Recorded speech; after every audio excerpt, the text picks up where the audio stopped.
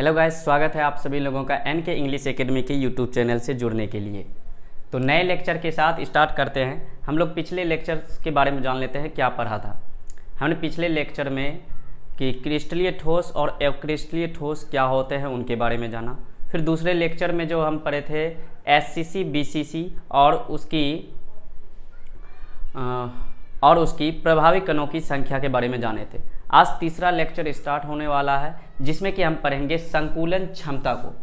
अब ये संकुलन क्षमता क्या है आप ध्यान दीजिएगा। ऐसे तो हिंदी में आप लोगों को नहीं पता, लेकिन हाँ अगर इसके इंग्लिश को देखें तो बहुत अच्छे समझ में आएगा। Packing efficiency. पैकिंग इफिशिएंसी कहने का मतलब है जो एससीसी, बीसीसी और एफसीसी था वो एक घन के आकार का था। उन घन के आकार में कितना पैक किया हुआ। अब पैक कहने का मतलब है कि वो कण कितना सा पैक है उसके बारे में बोल रहा है। तो हम स्टार्ट करते हैं बिना देरी करते हुए। इस आज के वीडियो में बिना देरी करते हुए स्टार्ट करते हैं हम लोग संकुलन क्षमता के बारे में। सबसे पहले इसकी परिभाषा को लिख लेते हैं। मैं लिख देता हूं, देखिए इस तरह से। किसी क्रिस्टल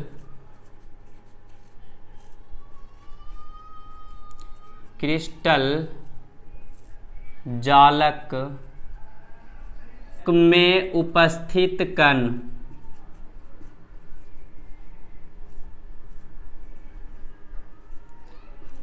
क्रिस्टल जालक का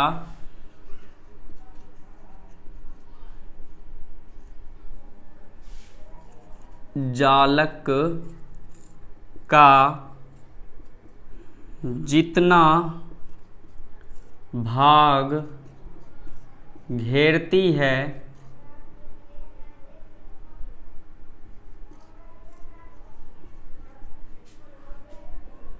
संकुलन क्षमता कहलाती है।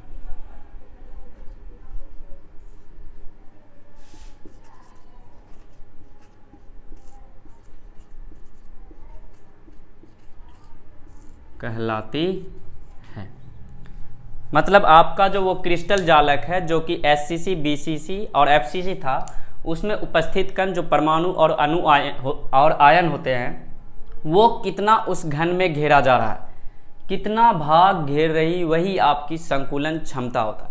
इसे शॉर्ट में आप लोग पीई से दिखाते हैं। PE percentage packing efficiency. और इस परसेंटेज पैकिंग एफिशिएंसी प्रतिशत में निकाला जाता है। किस में निकाला जाता है? प्रतिशत में। और इसका फॉर्मूला भी होता है कुछ, मैं लिख देता हूँ यहाँ पे। परसेंटेज पैकिंग एफिशिएंसी, उसको अच्छे से समझाने की कोशिश करूँगा इसके फॉर्मूला को।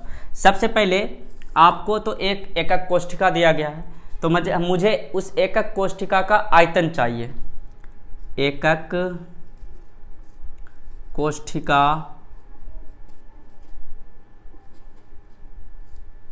का आयतन।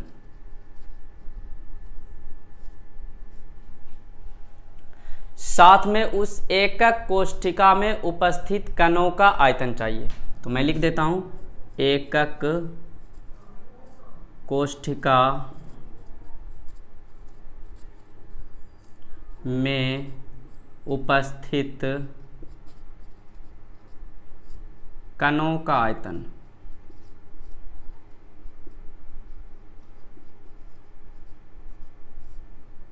इंटू 100, क्योंकि ये परसेंटेज में चलता है। मतलब आप कभी एग्ज़ाम दिए होंगे तो आपको टोटल 500 नंबर दिया जाता है जिसे आप नीचे में लिखते हैं, और आप कितने मार्क्स लाते हैं वो आप पे डिपेंड करता है, और उसका प्रतिशत हम 100 निकाल लेते हैं इस तरह से। तो इस तरह से जो निकालते हैं वही आप यहाँ पे किए कि आपको दिया गया है एकक कोष्ठिका, मतलब जैसे 500 नंबर दिया, आपने जितना लाया वो है एकक कोष्ठिका में उपस्थित कणों का आयतन, जितना लाया वो x इंटू 100, इस तरह से। अब यहाँ पे परसेंटेज पैकिंग एफिशिएंसी जो हो जाएगा, एकक कोष्ठिका में जो कणों का आयतन निकालने के लिए आपको पहले उनमें कितने कण है ये जानना बहुत ज़रूरी है, जिसमें कि आपका होता है प्रभावी कणों की संख्या, जिसे Z से बोलते हैं, सूचित किया जाता है। आप लोग Z बराबर निकाल चुके हैं। प्रभावी कणों की संख्या इंटू एक कण का आयतन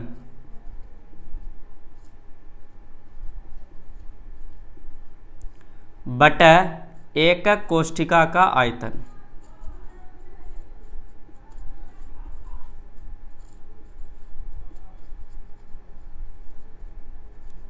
इंटू 100। अब बात करें परसेंटेज पैकिंग एफिशिएंसी का फॉर्मूला, तब क्या बन जाएगा, प्रभावी कणों की संख्या को हम लोग Z से दिखाते हैं इंटू एक कण का आयतन कितना होगा। पहले तो एक कण जानिए कि उसका आकार कैसा होता है। एक कण का आकार गोले के जैसा होता है, तो यहाँ पे जो एक कण का आयतन होगा वो गोले के आयतन के बराबर होगा, अर्थात जो गोले का आयतन होगा वही आपके कण का आयतन होगा। तो गोला का आयतन होता है 4/3 पाई आर क्यू, क्योंकि ये एक मैथमेटिक्स वैल्यू है, आप लोगों को 10th क्लास में अच्छे से जानकारी होगी। एकक कोष्ठिका का आयतन, अब एकक कोष्ठिका हमारा एससीसी, बीसीसी और एफसीसी है, जो कि एक घन के आकार का है। उस घन के आकार का आयतन तब क्या हो जाएगा, घन का आयतन क्या होता है, भुजा क्यू, तो इसका भी हो जाएगा, भुजा को हम लोग ए से दिखाते तो ए क्यू इंटू 100। इस तरह से हमारा फॉर्मूला तैयार हो गया।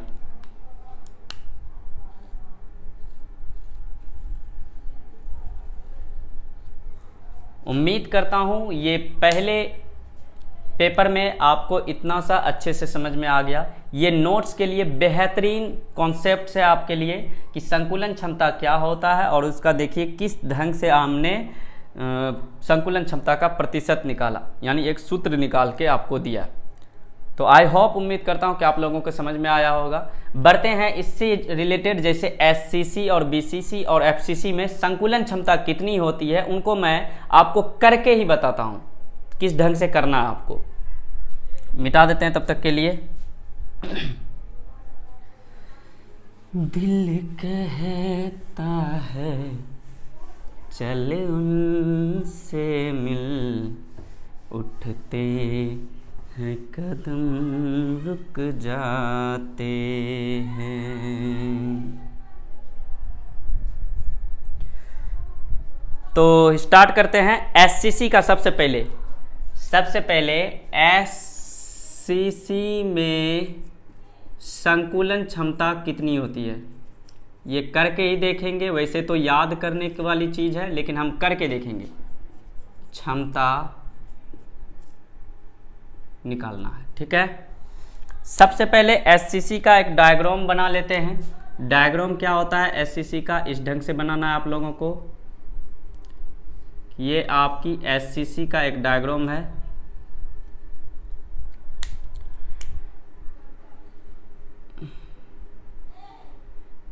ये आपका एससीसी बन के तैयार हो गया, जिसमें कि इसके कोनों पे कण होते हैं। आप लोगों को शुरुआत पिछले वीडियो में, जिसमें कि लेक्चर नंबर 2 है, उसका मैं लिंक दे दूंगा, जिसमें कि ये पढ़ाया गया है कि एससीसी और बीसीसी क्या होता है। उससे भी पहले आप पहला लेक्चर जान जाइए तो बहुत अच्छा। तो ये एससीसी है जिसमें कोनों पे कण होते हैं। अब सबसे पहले मैं देख दूं, कोनों पे जो कण होते हैं वो एक दूसरे से सटे होंगे। यहाँ तो छोटे छोटे दिखा रहे हैं कि एक दूसरे से सटे नहीं है, लेकिन वो एक दूसरे से सटे हुए। जैसे 4 गोले लिए, 4 गोलों को सटा सटा कर रखेंगे ऊपर, फिर इसके ऊपर 4 गोले रखेंगे सटा सटा के, वो तो देखना पड़ेगा कि कोने पे जो भी कण होंगे वो आपस में टच हो रहे होंगे। तो इसमें कुछ इस तरह से बनता होगा कि एक गोला ये है, दूसरा गोला आपका ये है। ये दोनों आपस में टच, छोटा बड़ा हो गया, इससे कोई दिक्कत नहीं है। मैं थोड़ा सा, मैं उतना तो गोला नहीं बना रहा, लेकिन मैं कोशिश कर रहा हूँ कि दोनों बराबर हो। तो लगभग ये लगभग में बराबर है। और इसका केंद्र और इसका केंद्र आपस में मिला दो। जैसे ये, मतलब ये केंद्र हो गया, ये केंद्र हो गया, ये आपस में मिलाओगे, ये है। यहाँ से यहाँ तक की दूरी a है, तो ये यहाँ से यहाँ तक की भी दूरी क्या होगी, a है ना जी। और यहाँ से देखो तो यहाँ से यहाँ तक की दूरी r होती है, क्योंकि केंद्र से लेके बाहर की दूरी आपकी r होती है। तो ये हो गई। अब यहाँ से पता चलता है कि a बराबर जो है हमारा 2r हो जाएगा। a बराबर क्या हो जाएगा, 2r। और आपको एससीसी में पता है कि z बराबर कितना होता है, 1। और फटाफट सूत्र में लगा देते हैं, सूत्र में इसको बैठा देते हैं। सूत्र क्या होता है, percentage packing efficiency Z into 4/3 pi r cube बटा ए क्यू इंटू 100, ये सूत्र होता है आपका संकुलन क्षमता का प्रतिशत में। और z बराबर 1 हो गया गुना 4/3, पाई का मान 3.14 ले सकते हैं, आप खुद लेके कीजिएगा। और ए के जगह पे 2r रख दीजिए, 2r का क्यू गुना 100। जब इसको कीजिएगा तो 4/3 पाई आर क्यू, ये हो जाएगा 2 दूनी 4, 4 दूनी 8 आर क्यू गुना 100। आर क्यू से आर क्यू कैंसिल, निकालिएगा इसका तो आपको निकल कर आएगा लगभग में 52.4%, इतना आएगा लगभग में। और इसका तब खाली स्थान क्या हो जाएगा, खाली स्थान की वैसे बुक में नहीं दिया रहता, लेकिन हाँ कभी कभी रिक्त स्थान के बारे में पूछ लिया जाता है। तो खाली स्थान का प्रतिशत हो जाएगा आपका इसमें कितना, खाली स्थान का प्रतिशत हो जाएगा आपका, देखिए किसी भी चीज़ों का प्रतिशत 100 होता है, 100 से प्रतिशत मापा जाता है। 100 में इसको घटा दीजिए 52.4, तो कितना हो जाएगा 47.6% आपका खाली स्थान बचेगा। तो सबसे पहले तो पैक किया हुआ कितना है वो जान लीजिए। पैक जो आपका रहता है वो रहता है परसेंटेज पैकिंग एफिशिएंसी किसका, SCC का, वो है 52.4। ये याद रखने का सबसे इम्पोर्टेंट है कि क्योंकि ये एग्ज़ाम में आता है आपको, और खाली स्थान का भी आता है। इस तरह से इन दोनों को याद रख लीजिए और कैसे हुआ देख लीजिए। मैं यहाँ पे पूरा हल नहीं किया हूँ, इसको हल कर लीजिएगा, कटाइएगा 4 दूनी 8 ये इस तरह से, और पाई का मान 3.14 रख दीजिएगा। इस तरह से रखिएगा तो आएगा लगभग में 52.4%। तो उम्मीद करता हूँ कि आप लोगों को बहुत अच्छे से समझ में आया होगा। अगर आ गया है तो इसको मिटा देते हैं, बढ़ते हैं नेक्स्ट जो है BCC में संकुलन क्षमता लिखते हैं।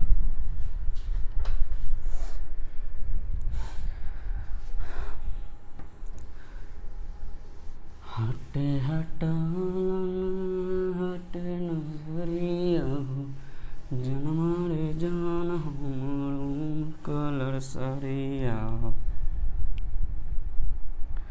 तो अब जो पढ़ने जा रहा हूँ BCC में संकुलन क्षमता,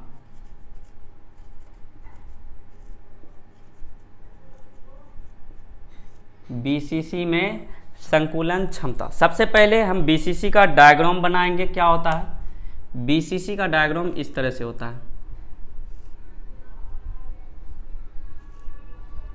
ध्यान से देखिएगा एकदम बढ़िया से।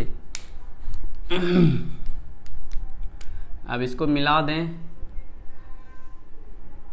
अलग अलग कलमों का इसलिए यूज़ कर रहा हूँ क्योंकि आप लोगों को दिखाई अच्छे से दे और कलरफुल लगेगा, थोड़ा समझने में भी आपको आसानी होगी। अब BCC में कोनों पे कण होते हैं, सॉरी दूसरा कर लेते हैं कलम।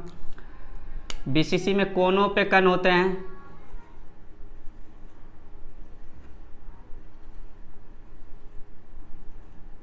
और एक कण जो होता है इसके बीचों बीच केंद्र में होता है, जिसको मैं यहाँ पे दिखा देता हूँ। बीचों बीच में कैसे कि 4 गोलों को नीचे रखे, 4 गोलों को ऊपर रखे, उसके बीच में डाल दिए एक कण। ऐसा करने से आप लोगों को याद रखना कि कोने पे जो कण होंगे वो दोनों की दूरी बढ़ जाएगी। सोच के देखो कि बीच में डालने से उन दोनों की दूरी बढ़ जाएगी। तो स्टार्ट करते हैं। सबसे पहले इसमें A और R का संबंध निकालते हैं सब, और Z तो इसकी जानते हैं, पिछली क्लास में हुआ है, Z बराबर इसकी 2 होती है। बस A बराबर निकालना है। सबसे पहले देखिए एक त्रिभुज है, यहाँ पे बन रहा है, आपकी त्रिभुज नहीं बन रहा है, वैसे निकालना पड़ेगा। पहले मुझे एक कण का पहले निकालना है ये, तो यहाँ से यहाँ तक कितनी होगी A, और यहाँ से यहाँ तक कितनी हो गई A। जाहिर सी बात है क्योंकि घन की सभी भुजाएं आपस में बराबर होती है। तो इसको मान लो A, इसको मान लो B, इसको मान लो C, और इनको मिला दो।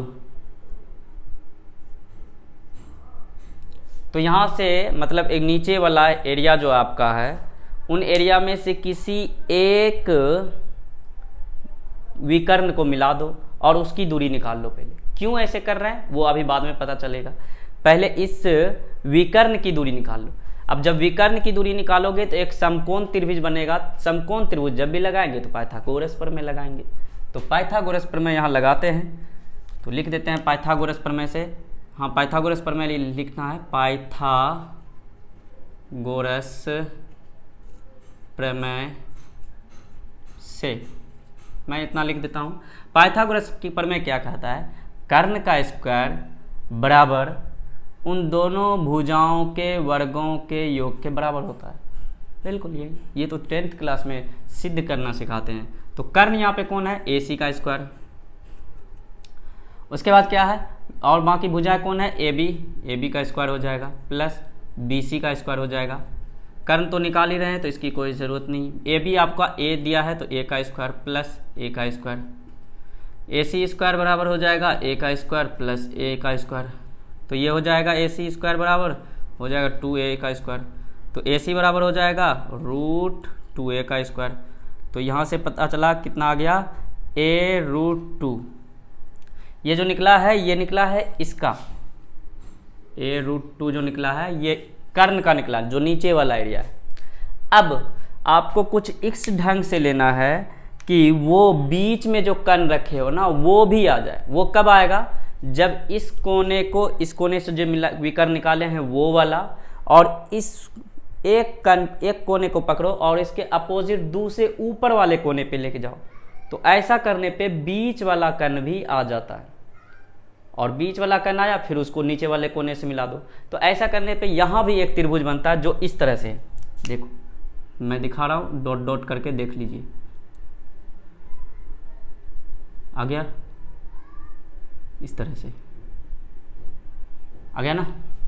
तो यहाँ पे देखिए ये कोने का भी कर्ण आ रहा है, ये बीच वाला भी आ रहा है। अब ये दोनों नहीं आ रहा, ये दोनों नहीं आ रहा। ये सोच के आपका दिखने में लग रहा होगा, लेकिन हाँ जब कोने इस कोने और इस कोने को मिलाइएगा सिर्फ बीच वाला आएगा। आप ही देखिए बिल्कुल इस तरह से।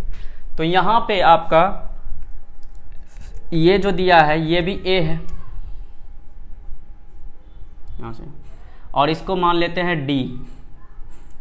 ये A है और ये भुजा हो गया जो विकर्ण है, ये A हो गया जो ऊपर वाला A, और ये विकर्ण अभी तुरंत निकाले हो कितना होता है, और हमारा ये वाला विकर्ण नीचे वाला, और इस वाले विकर्ण को अब की बार निकालना है, मतलब CD निकालना है।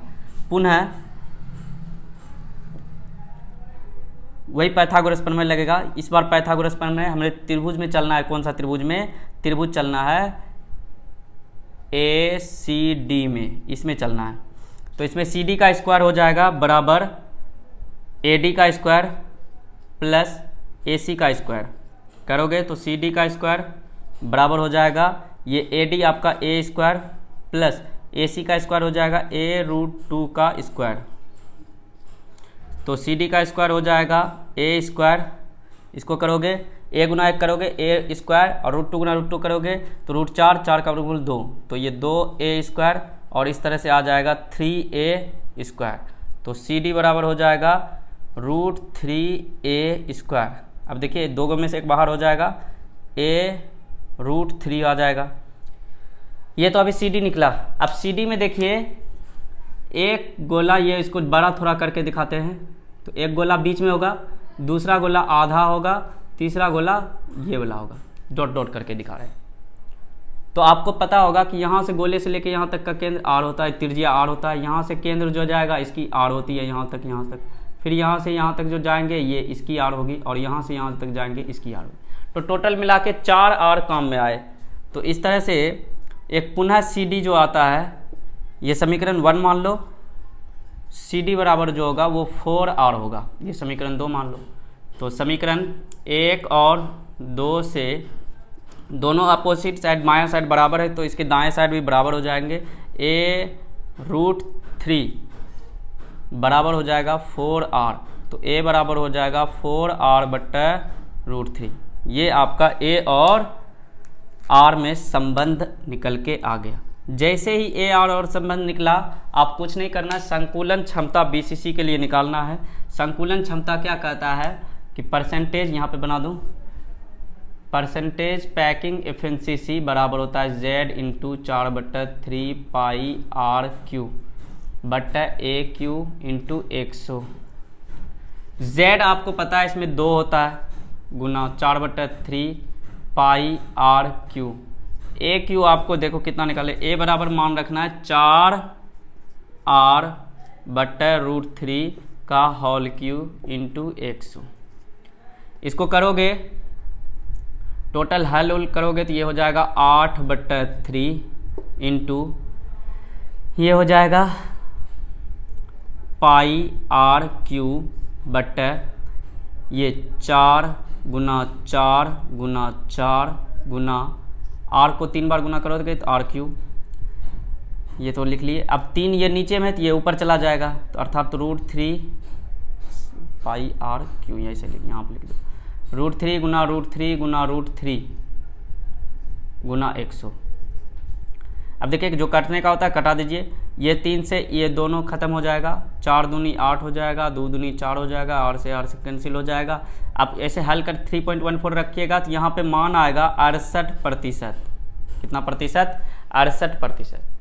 तो BCC में जो संकुलन क्षमता होता है वो होता है 68%, 68%। तो खाली स्थान कितना हो जाएगा? खाली स्थान का प्रतिशत हो जाएगा आपका, वो हो जाएगा 100 में से बस 68 घटा दीजिए तो कितना हो जाएगा? 32% आपका खाली स्थान रहेगा। तो ये BCC का हुआ। अब इसी के लिए हम चलेंगे अगला FCC की तरफ।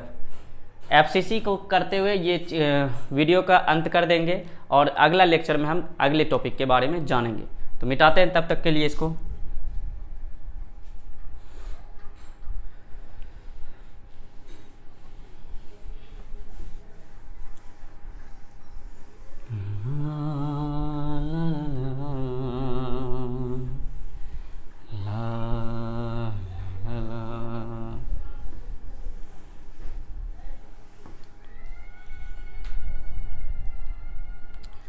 चलिए अब FCC में पढ़ते हैं। FCC में संकुलन क्षमता।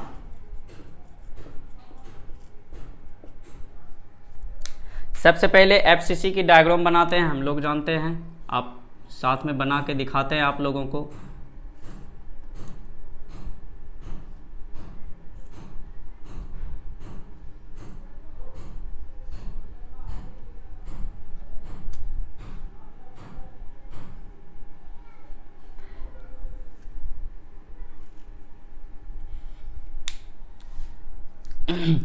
कोने पे कण होते हैं, पता है, और ये कण छोटे नहीं होते हैं, बड़े बड़े दोनों आपस में सटे होते हैं, याद रखिएगा। और FCC में जो होता है इसके हर एक फलक के केंद्र पर एक कण होता है। तो ये 6 फलक होते हैं। पहला फलक ये है, इसके केंद्र पे एक कण। दूसरा फलक ये है, इसके केंद्र पे एक कण। तीसरा फलक ये है, इसके केंद्र पे एक कण। चौथा फलक ये है, इसके केंद्र पे एक कण। पांचवा फलक इसके पीछे जो इसके ये कण, और ये जो आगे में है इसके एक कण। तो 6 फलक हो गए इस तरह से। अब आपको इसमें A और R के बीच में संबंध निकालना है। संबंध आप कैसे निकालिएगा? सभी फलक तो एक ही जैसा है, क्योंकि इसके पे भी कण है, इस पे भी बीच में कण है, उसके भी बीच में कण। कोई एक को पकड़ो, आप समझ में आ जाएगा। जैसे एक को पकड़ रहे हैं, ये वाला कि आपका इस तरह से दिया हुआ है,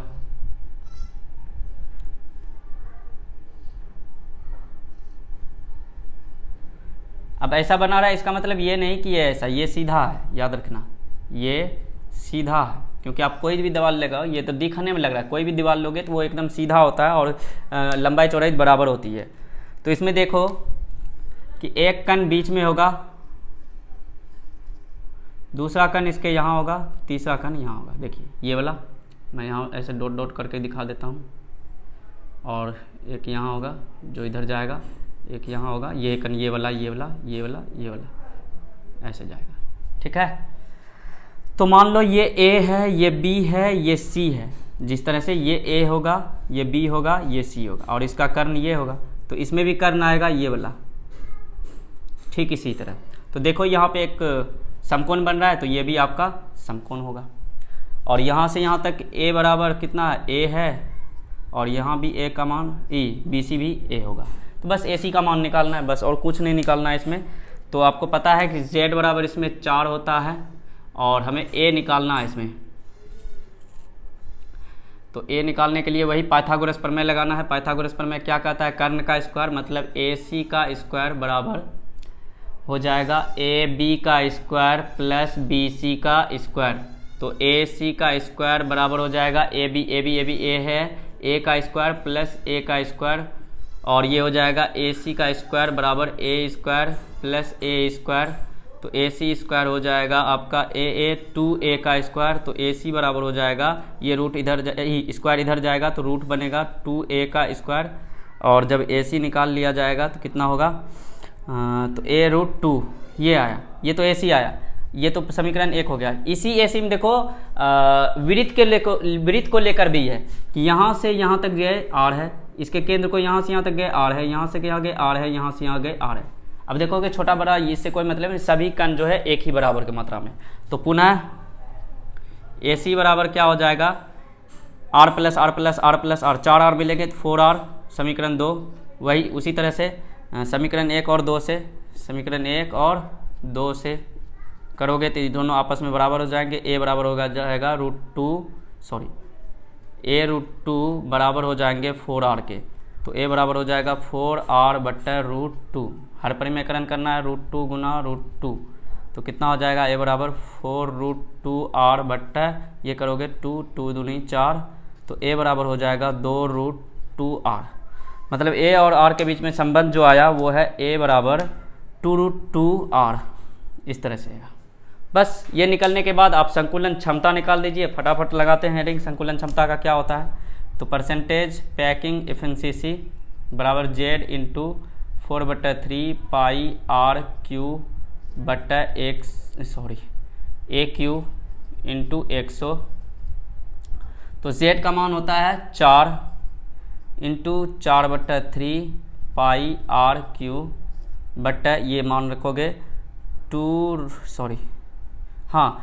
A क्यू है ना, एक की जगह पे ये मान रख देंगे 2 रूट 2R का होल क्यू इंटू 100, तो ये आ जाएगा 4 चौके 16 कर दीजिए बट्टा 3 पाई R क्यू बट्टा, ये 3 बार गुना होगा, मतलब 2 रूट 2 का whole cube into R cube into 100। R cube से R क्यू कैंसिल हो जाएगा, जो कटने का होगा कटा के कीजिएगा, तो लगभग ये जो आएंगे ये आएंगे 74%, 74% आएंगे। तो खाली स्थान का प्रतिशत कितना हो गया, खाली का हो गया आपका परसेंटेज 100 माइनस 74, तो हो जाएगा 26% आपका खाली रहेगा। तो आपने पढ़ा कि SCC में संकुलन क्षमता जो होता है वो होता है 52.4%, BCC में जो होता है वो होता है 68%, और FCC में जो होगा ये जो अभी देखे हो 74% होता है। याद करने के लिए ये आपका इम्पोर्टेंट है, बस अगर कहीं भूल जाओ तो वीडियो को दोबारा देखना और बार बार देखना, जिससे कि आपको समझने में आसानी होगा क्यों होता है ऐसा। उम्मीद करता हूँ आप लोगों को अच्छे से समझ में आया होगा। मिलते हैं अगले वीडियो में नए लेक्चर के साथ और नए टॉपिक के साथ, तो तब तक के लिए अलविदा।